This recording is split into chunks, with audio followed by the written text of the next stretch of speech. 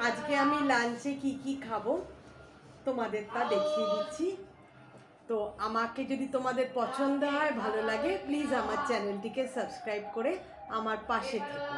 তো আজকে দেখিয়ে দিই কি খাচ্ছি। সাদা ভাত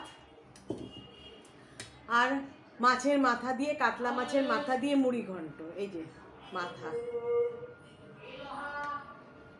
মুড়ি ঘন্ট।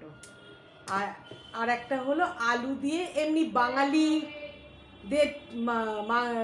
মুরগির ঝোল বলে না, বাঙালি মুরগির ঝোল, সেই একদম পাতলা।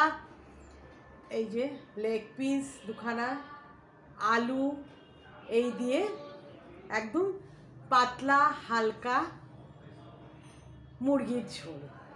এই হলো আজকে আমার লাঞ্চ মেনু।